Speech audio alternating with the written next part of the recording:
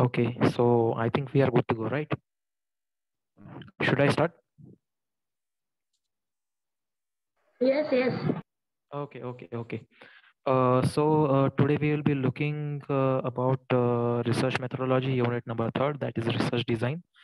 In our previous sessions also, we have discussed about different facets of research. We have discussed about different scenarios, about different aspects of research. And in today's session, we will be particularly focusing on what research design is, and also different categories in which it is classified. Also, we will be saying different facets and things which we should know about what research design is. Okay. So firstly, we'll start with the definition. Uh, yeah. So it is the arrangement of conditions for the collection and analysis of data in a manner provides relevance to the research problem. The research design is a conceptual structure within which a research is conducted. It is a blueprint for the collection, measurement, and analysis of data. And it is the plan that specifies the sources and the types of information relevant to the research problem. So all these points direct us to the same definition or direct us to the same, what do we say? Same conclusion that research design is something uh, in which sort of we can say it's a step-by-step movement or a progression of a research, or also we can say it a systematic arrangement of activities in a sophisticated manner to achieve some positive goals regarding our research. Okay, so in short, research design ऐसी चीज है या फिर एक ऐसी terminology है जिसके basis पे ही हमारा एक रिसर्च वर्क जो है या फिर जिस जिस टॉपिक पे जो हमारा टॉपिक ऑफ कंसर्न है या फिर जो टॉपिक ऑफ इंटरेस्ट है, जिस टॉपिक पे हम अपना रिसर्च कैरी ऑन करना चाहते हैं, उस टॉपिक को एक पर्टिकुलर फाउंडेशन की, एक पर्टिकुलर बेस की जरूरत है, एक स्टेप बाय स्टेप फॉर्मुलेशन की जरूरत है, जिसके बेसिस पे ही हमारा रिसर्च वर्क आगे चल के हमें पॉजिटिव आउटकम्स या फिर पॉजिटिव रिजल्ट्स देगा, right? Okay, so research design basically highlights on what that is the research problem, and next step in it is how, which specifies the method of achieving the research objective. Okay, so our basic research is the research design basically deals with what, how, when, why, where. All these categories are considered in our research design, but particularly it focuses on what and how. Okay, so in other words, we can say that how is the research design and what basically deals with our research problem, right? Clear till here? Okay, so we'll be moving to our next point, that is uh, so we'll be looking different definitions given by different researchers or the expertise who have been working in this field. Okay, so first definition is of Green et al. Okay, so firstly, let me tell you about what et al is. It's pronounced as et full stop al and again full stop. So et al. Hello, yes. Hello जय, हाँ, आपने definition का screen नहीं वो रखा है क्या? मतलब अभी तक मीनिंग ही दिख रहा है। नहीं okay actually, yes actually definition जो है वो मैंने खुद से बता रहा हूँ. ओके, ये जो ओके And पॉइंट्स Jay, इस भैया मीनिंग में please. मेंशन्ड है. Hello. भैया please example के give the example, explain with example. It will easy understand. अभी तो मीनिंग Example एग्जांपल देके देने लायक कुछ समझाइए हुआ तो ही नहीं, easy अभी तो रहेगा. सिर्फ डेफिनेशन बता रहा हूँ मैं. Okay. हेलो, या एग्जांपल्स की जब जरूरत पड़ेगी तो बता दूंगा मैं. ओके, Okay, you will फिर continue. से let me repeat it again. Research design होता क्या है कि फॉर एग्जांपल अगर हमें किसी पर्टिकुलर ऑर्गेनाइजेशन के लिए या फिर किसी पर्टिकुलर टॉपिक ऑफ इंटरेस्ट पे रिसर्च करना है, सो उस रिसर्च का सबसे पहले स्टेज होता है कि हम उस रिसर्च से रिलेटेड या फिर हम जिस टॉपिक में इंटरेस्टेड है उससे रिलेटेड हम कोई प्रॉब्लम ढूंढे, राइट? उस प्रॉब्लम को फाइंड करने के बाद उससे रिलेटेड हमारे पास कोई ऑलरेडी प्री एग्जिस्टिंग या फिर कोई रेडी डेटा अवेलेबल है क्या, which is called as secondary data. उसके बारे में हम, या फिर किसी कोई रिव्यू ऑफ लिटरेचर या फिर कोई रेलेवेंट मटेरियल ऑलरेडी है क्या जिससे हमें हमारे रिसर्च के लिए थोड़ा सा बैक सपोर्ट मिल जाए. ओके, ऐसे ऐसे डेटा को हम सीख करते हैं, राइट? उसके बाद में हम इस अपने रिसर्च का जो टॉपिक है उसको नैरो डाउन करते हैं, राइट? उसके बाद में हम जो हमारा रिसर्च टॉपिक है उसको स्टेप बाय स्टेप फॉलो करते हैं। तो ये जो फोर्थ स्टेज है जिसमें हम हमारे रिसर्च को डाउन करके उसका एक प्रॉपर फाउंडेशन बनाते हैं, जिसके बेसिस पे हम स्टेप बाय स्टेप आगे चल के हमारे रिसर्च को एक प्रॉपर कंक्लूजन प्रोवाइड करते हैं और उसको रिपोर्ट करते हैं। ओके, ये होता है रिसर्च डिजाइन। बिना किसी रिसर्च के फाउंडेशन के हम अपने रिसर्च को आगे नहीं ले जा सकते, और अगर कभी ले भी गए तो उसमें से हमें जो डिजायरेबल या फिर जो पॉजिटिव आउटकम्स है उसकी हम उसको हम एक्सपेक्ट नहीं कर सकते, राइट। ये हो गया रिसर्च डिजाइन। ओके, सो उसके बाद हम कुछ डिफरेंट डिफरेंट जो रिसर्चर्स है या फिर जो एक्सपर्टीज है जिन्होंने इस फील्ड में ऑलरेडी बहुत साल से काम किया हुआ है या फिर जो ऑलरेडी पास्ट में इस फील्ड में काम कर चुके हैं, ऐसे लोगों के बारे में हम डिस्कस कर रहे थे, right. So I was telling about the terminology इटाल।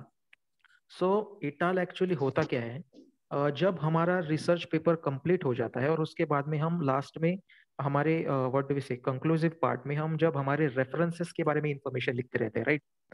तो हमारे रेफरेंसेस में फॉर एग्जांपल अगर कोई एक साइंटिस्ट है जिसने ऑलरेडी उस टॉपिक पे थोड़ा बहुत रिसर्च किया हुआ है या फिर जिसके रिसर्च से हमने थोड़ा बहुत सेकेंडरी डेटा हमने बोरो किया, ओके, सो उसके नाम के आगे हम इटाल लगाते हैं।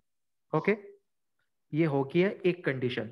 सेकंड कंडीशन, अगर हम उस साइंटिस्ट का जो डेटा है उसको लेते नहीं भी है, लेकिन अगर कोई ऐसा स्टेटमेंट हमारे रिसर्च में आता है जिससे उस साइंटिस्ट का कुछ ना कुछ रिलेशन है या फिर उस साइंटिस्ट का उसी स्टेटमेंट से रिलेटेड किसी और रिसर्च पेपर में उसका जिक्र हुआ है या फिर उसको मेंशन किया गया है, तो उस कंडीशन में हम इटाल लगाते हैं, right. Is it clear till here? Et al Yeah, दो yes, कंडीशंस में यूज yes. होता है। Okay, Please mute. I kindly Mute request all. everyone to please get muted.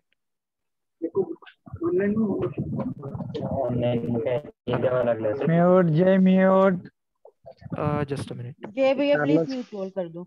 Yes. Yeah. Okay, very good, very well. So हम green की definition देख रहे थे. So green says is it's a specification of methods and procedures for acquiring information needed. Whereas Thayer stated this statement in 1993. He states that a traditional research design is a blueprint or a detailed plan for how a research study is to be completed, operationalize variables so they can be measured, selecting a sample for interest to study, collection of the data to be used as a basis for testing hypothesis and analyzing the results. Whereas Selits et al. अगर यहाँ पर भी फिर से जिक्र हुआ है इटल का. So he stated this statement in 1962 and he says that a research design is the arrangement of conditions for collection and analysis of data in a manner that aims to combine relevance to the research purpose with economy and procedure.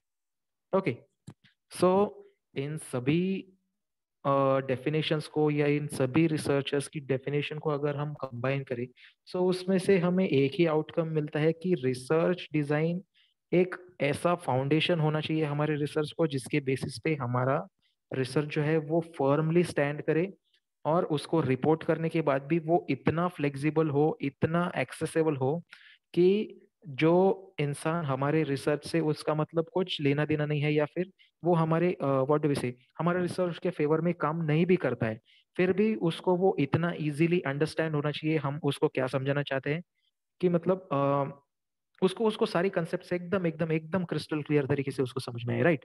ये हो गया एक proper research design. Okay, so next we'll be talking about classification of research design. Okay, just a minute, I haven't added this slide here. So research design जो है research design में basically दो categories होती है, right. एक होता है research design and second होता है research method. Both this categories can what do we say can confuse us at a time, cause दोनों भी कंसेप्ट्स और टर्मिनोलॉजीज एक जैसी लगती है, but there is a major difference in them. I will tell you what it is. So research design जो है, research design specific framework that has been created to seek answer to the research questions. Okay, research design क्या होता है कि एक ऐसा foundation, एक ऐसा बेस हमारे रिसर्च को जिसके बेसिस पे ऐसे क्वेश्चंस जिनको कभी किसी ने आंसर नहीं किया या फिर किसी ने उन क्वेश्चंस को आंसर करने को अटेम्प्ट नहीं किया, ओके, ऐसे ऐसे क्वेश्चंस को हम आंसर फाइंड करने की स्टेप बाय स्टेप जो प्रोसेस है जिससे हमें पॉजिटिव आउटकम्स को हम एक्सपेक्ट कर सकते हैं, उसको कहते हैं रिसर्च डिजाइन। ओके, जबकि on aisle side we can say research method as it's the technique to collect the desirable info required for the research problem answering with the proper framework. Research method में होता क्या है कि जो relevant data है या फिर जो रिसर्च फाइंडिंग्स या फिर जो सेकेंडरी डेटा हमारे रिसर्च के लिए हमें एक बैक सपोर्ट की तरह या फिर एक मेजर असिस्टेंस प्रोवाइड कर सकता है, उसको हम कहते हैं रिसर्च मेथड, राइट। उस प्रोसेस को स्टेप बाय स्टेप फॉलो करना उसको कहते हैं हम रिसर्च मेथड। सो ये जो दोनों कंसेप्ट है ये दोनों भी सॉर्ट ऑफ सिमिलर लग सकती है at a time, but they have a major difference between them, right. ये हो गया research design and research method. Okay, so now we will be looking what research design is or what research design actually contain. Research design must contain a clear statement of research problem, including a plan that specifies the sources, types of information relevant to. तो जैसे कि हमने previous point में discuss किया, research ideal research is the one which basically stands on a very firm base or on a very firm foundation who has a desirable what do we say step by step formulation, जिसकी वजह से हम proper और prior और precised conclusion पे पहुंच सकते हैं, राइट। सो उसके लिए अगर हमें पॉजिटिव आउटकम्स हमारे रिसर्च से चाहिए तो उसके लिए हमें भी हमारे सारी बेस रूट लेवल से हमें पूरा एकदम स्पेसिफिक प्रिसाइज्ड होना पड़ेगा सभी चीज़ों के बारे में, right. Like for in terms of जो जिन सोर्सेज से हम डेटा एक्वायर कर रहे हैं उनके बारे में हमें पूरा स्पेसिफिक होना चाहिए, या फिर जो डिफरेंट डिफरेंट सोर्सेज है जिनसे हम एक्सटर्नली डेटा एक्वायर कर रहे हैं उनके बारे में हम स्पेसिफिक होना चाहिए, या फिर हमारा रिसर्च जो है वो कौन से डायरेक्शन में फ्लो हो रहा है उसके बारे में हम स्पेसिफिक होना चाहिए। हम ऐसा कुछ भी रैंडम कंटेंट अपनी रिसर्च में नहीं डाल सकते, right. It should be flexible, but along with that, it should be crystal clear, and it should have some proper what do we say proper structure, proper plan, एक proper work frame होना चाहिए उसका, और उसमें सभी चीजें step by step जाएंगी तभी हम पॉजिटिव आउटकम्स को एक्सपेक्ट कर सकते हैं, राइट।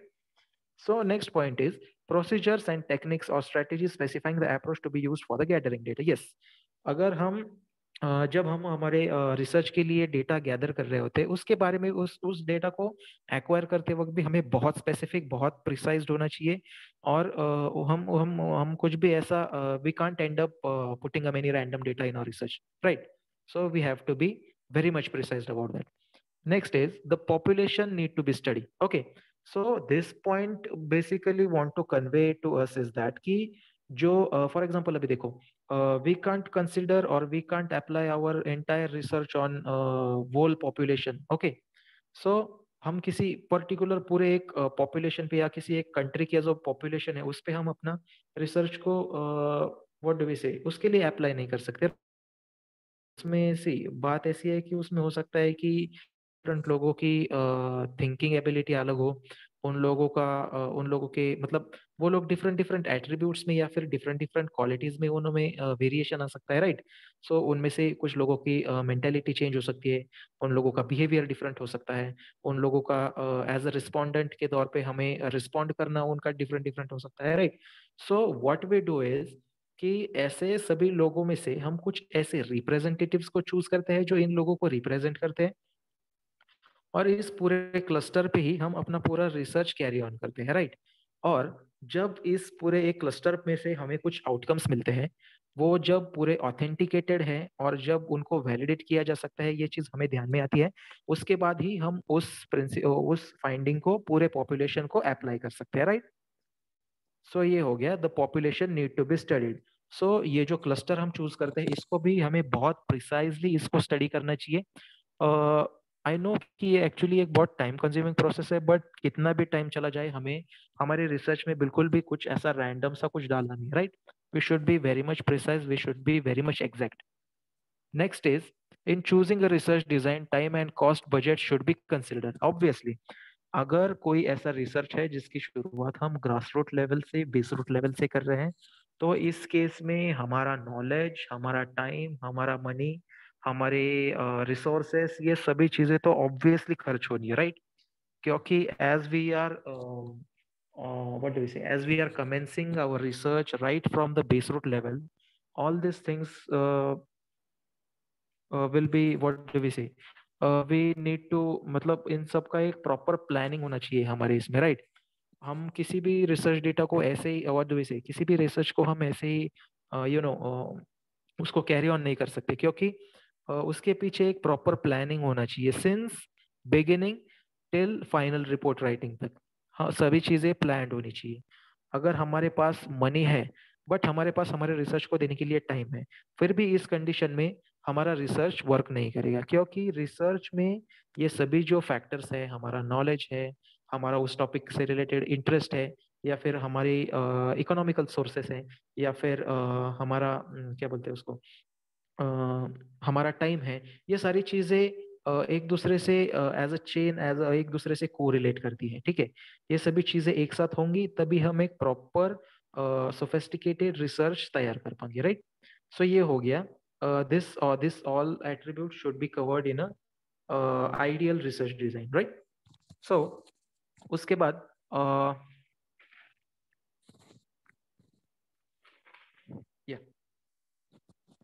ओके, सो ये जो चार्ट है, ये एक्चुअली इसमें से हमें सिर्फ exploratory research, descriptive, experimental and statistical, ये 4 कैटेगरीज स्टडी करनी है, ओके? क्योंकि ये जो प्री एक्सपेरिमेंटल डिजाइन है और ये कैसे एक्सपेरिमेंटल है, ये जो ये 2 कैटेगरीज हमारे सिलेबस में इसके बारे में कुछ ऐसा स्पेसिफिक डेटा दिया नहीं गया, ओके? सो उसके बारे में मैंने कुछ ज्यादा मेंशन नहीं किया है आगे चल के भी, okay? So I have added this chart just for the additional information for you all, okay? Because I thought ki this might be important for you all to know, for your additional knowledge, right? So basically हम exploratory research, descriptive research, experimental and statistical, in 4 categories के बारे में जानेंगे। उसके अलावा भी और कुछ ऐसी कैटेगरीज है जिसके बारे में मैं आपको बता दूंगा, ओके? सो सॉरी, सो हमारी फर्स्ट कैटेगरी है exploratory research, right? So exploratory research is basically used for those problems which are not clearly defined or which haven't been investigated in brief in past, okay? Actually this category is helpful for understanding the new problems, but it is not able to provide us desirable conclusive data, okay? So what do we say, exploratory research जो category है, इसमें होता क्या है कि इसमें जो problems है, प्रॉब्लम्स मतलब ऐसे कुछ प्रॉब्लम्स जिनके बारे में कोई फाइंडिंग्स नहीं है, या फिर जिसके बारे में कोई सेकेंडरी डेटा या प्री एग्जिस्टिंग डेटा नहीं है, और उससे रिलेटेड कुछ भी रेलेवेंट मटेरियल पास्ट में नहीं है, ऐसे ऐसे ऐसे रिसर्च डिजाइन जो है, ऐसे रिसर्च जो है वो एक्सप्लोरेटरी कैटेगरी में आते हैं, राइट? और ऐसे जो ये जो एक्सप्लोरेटरी रिसर्च जो कैटेगरी है, उसमें व्हाट डू वी से, किसी प्रॉब्लम का मतलब उसमें से हमें व्हाट डू वी से, हमें कुछ क्या बोलते हैं उसको, उसमें से हमें डेटा मिलता है, ओके? उसमें से हमें बहुत सारा प्रिसाइज डेटा मिलता है, बट वो इतना कैपेबल नहीं होता कि हमें कुछ ऐसा फर्म सा कंक्लूजन हम हमारे रिसर्च में डाल सके, राइट? डेटा हमें मिलता है लेकिन वो इतना भी प्रिसाइज नहीं होता कि हम उसको व्हाट डू वी से एकदम फर्मली और उसको एकदम मतलब उस पर कंप्लीटली रिलाई कर सके इन टर्म्स ऑफ उसको अगर अपने कंक्लूजन में ऐड करना होता, right? So it does not provide conclusive data, okay? Such method is basically used in preliminary stage, okay? ये जो कैटेगरी है, इस तरह का जो रिसर्च डिजाइन है, ये बेसिकली हम हमारे रिसर्च की जो इनिशियल स्टेज है उसमें हम इसको यूज कर सकते हैं। Do not have a predefined structure, shape itself as the findings of the data, okay? So इस पॉइंट में ये कहा गया है कि ये जो डेटा है, या फिर जो एक्सप्लोरेटरी रिसर्च डिजाइन में से हमें जो कुछ भी डेटा एक्वायर होता है, उसमें इतनी पावर होती है कि वो जो हमारे वेरिएबल्स है, उन वेरिएबल्स को अपने अपने हिसाब से वो उसको मैनिपुलेट कर सकता है, उसको मॉडिफाई कर सकता है, उसको मोल्ड कर सकता है अपने तरीके से, right? And this category basically deals with the qualitative data, okay? इसमें इसमें ये जो कैटेगरी है, इसमें बेसिकली ऐसे डेटा से डील किया जाता है जिसमें व्हाट डू वी से, कोई मेजरमेंट्स या फिर कोई न्यूमेरिकल्स या फिर कोई अर्थमेटिक कैलकुलेशंस, कोई फॉर्मूलाज, कोई टैग्स, ऐसी चीजें अगर जिस डेटा में ऐड होती है उसको क्वालिटेटिव डेटा बोलते हैं। ओके, सो एक्सप्लोरेटरी रिसर्च में बेसिकली क्वालिटेटिव डेटा से डील किया जाता है, राइट। सो उसके नीचे उसके नीचे चार सब कैटेगरीज हैं। उसमें से फर्स्ट है secondary resource analysis, second is case study method, third is expert opinion survey and fourth is focus group discussion. Okay, so first is secondary resource analysis. Okay, हम सबको पता है, we all know about what secondary data is. Any data which is readily available or any finding which is readily available but which is authenticated and published already is called as a secondary data. ऐसा कोई data जो ऐसा कोई topic जिस पे हम research करना चाहते हैं, बस उससे रिलेटेड ऑलरेडी बहुत सारा डेटा किसी ने उस पे फाइंड किया हुआ है, उस पे रिसर्च किया हुआ है, और ये भी आई हैव वन वो क्वेश्चन। सारा। हेलो, हाँ, यस। जो सेकेंडरी रहता है, प्राइमरी रहता है, जो मतलब कंप्यूटर में होता है, उसकी बात हो रही है कि ये रिसर्च मेथोडोलॉजी की बात हो रही है? क्योंकि एक सेकेंडरी डेटा जो रहता है अपनी मोबाइल में भी रहता है और जो सीपीयू में भी रहता है, मतलब रैम No, रोम no, वाला, no, no, no, no, no, इसकी no. बात हो रही है कि ये research methodology. These things have to do nothing with computer data, right? ये सभी रिसर्च का चल रहा है। अगर हमारा ओके सब्जेक्ट ही रिसर्च मेथोडोलॉजी है तो फिर इसमें कंप्यूटर की बात कहाँ से आएगी? Okay okay okay okay, continue. या कंप्यूटर की जो टर्मिनोलॉजीज है वो इससे बिल्कुल ही डिफरेंट है, राइट? Right, okay okay. या सो सेकेंडरी रिसोर्स एनालिसिस में ऐसा कोई डेटा जिस पे ऑलरेडी बहुत सारा फाइंडिंग हो चुका है और जो डेटा एकदम ऑथेंटिक है और पहले ही किसी आर्टिकल्स में या किसी रिसर्च पेपर में पब्लिश हो चुका है, ऐसे को सेकेंडरी डेटा बोलते हैं, right? So this is the most fast and inexpensive way to acquire data. Obviously ये इस जो कैटेगरी में हमें डेटा मिलता है उसमें इतनी पावर होती है या फिर वो डेटा ही इतना सफिशिएंट होता है कि हमें कुछ बेस रोड लेवल से या फिर अपने लेवल पे हमें कुछ स्टार्ट नहीं करना पड़ता, राइट? और उसकी वजह से डायरेक्टली और इनडायरेक्टली हमारा टाइम, एनर्जी, नॉलेज, मनी, ये सभी चीजें भी बच जाती है, राइट? क्योंकि सभी डेटा ऑलरेडी रेडीली अवेलेबल है। It may point out to researcher later his research is redundant and is already been published, or already the work is done on it previously.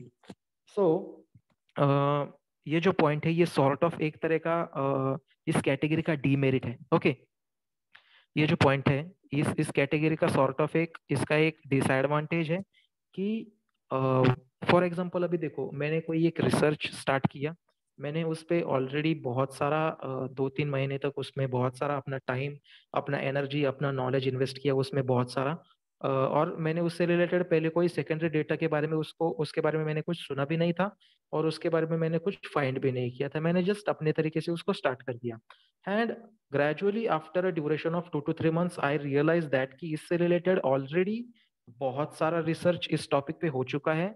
मतलब इतना हो चुका है कि जिस लेवल पे मैं हूँ उससे भी बहुत ज्यादा एडवांस लेवल तक रिसर्च इस पे हो चुका है।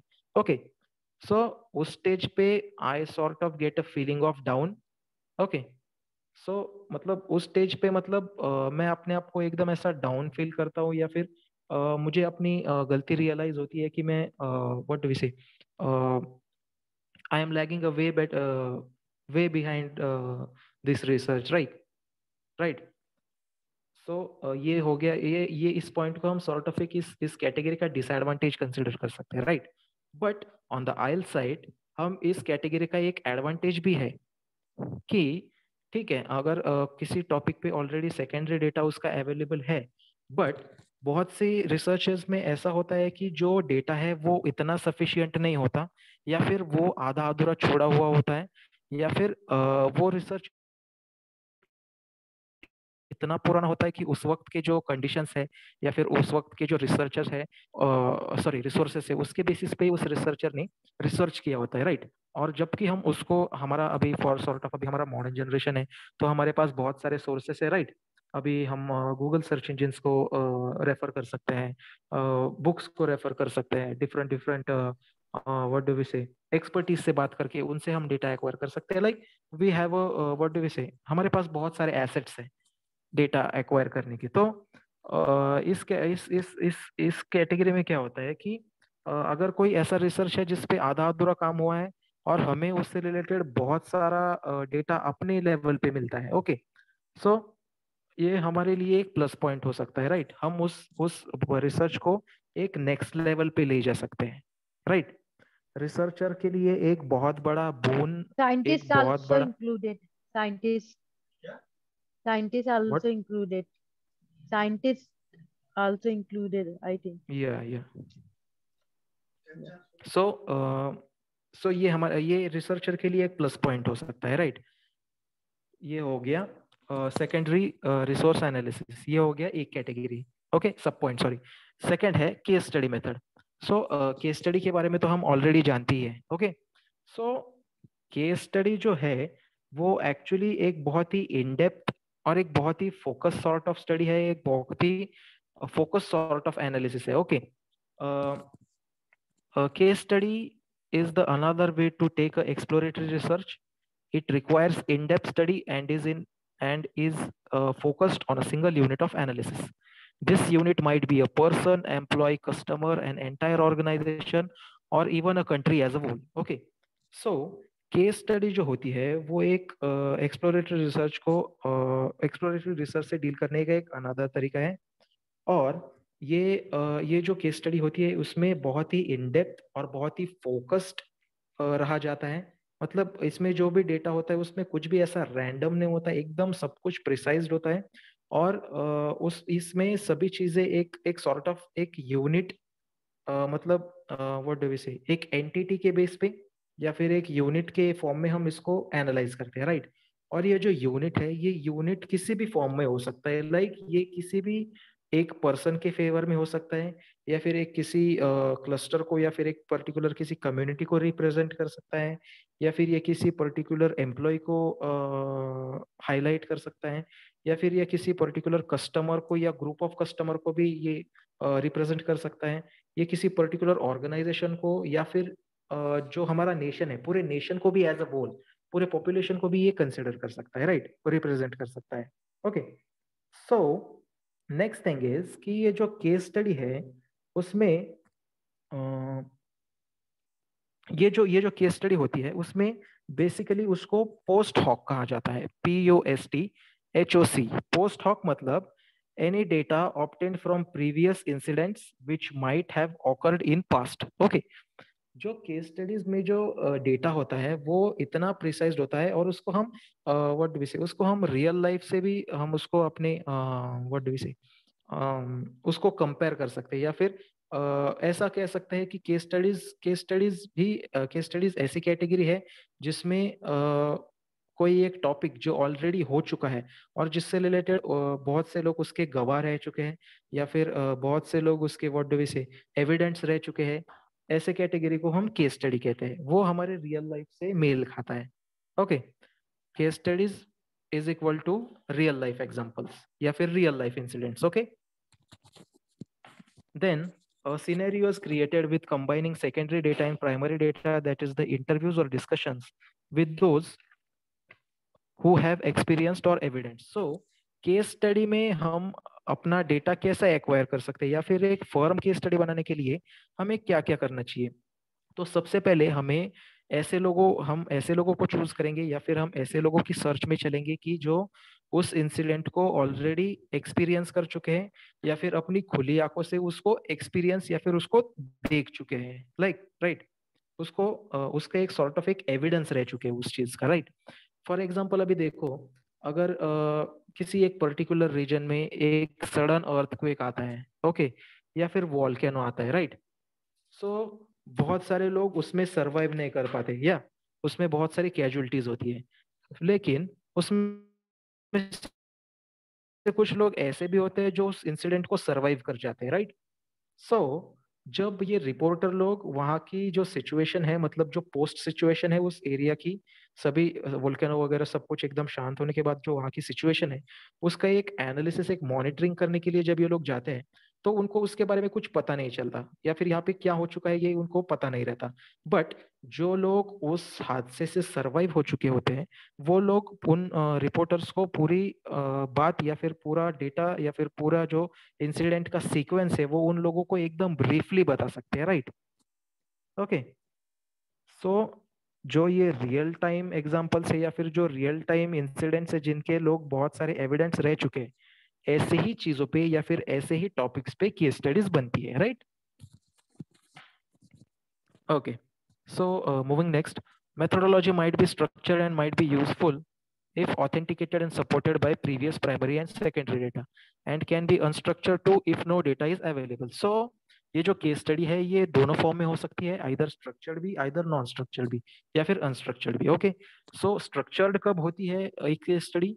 जब उससे रिलेटेड कुछ एविडेंसेस हो, जब उससे रिलेटेड कुछ प्रीवियस फाइंडिंग्स हो, या फिर व्हाट डू वी से उससे रिलेटेड ऑलरेडी किसी ने उसको उसका आंखों देखा हाल बताया हो या फिर उसको एक्सपीरियंस किया हो। ये जो प्रीवियस सेकेंडरी डेटा है और जिस पे हम फ्रेशली काम करते हैं वो प्राइमरी डेटा, इन दोनों का जब कॉम्बिनेशन बन के आता है तो उसको हम स्ट्रक्चर्ड केस स्टडी डिजाइन कह सकते हैं, राइट?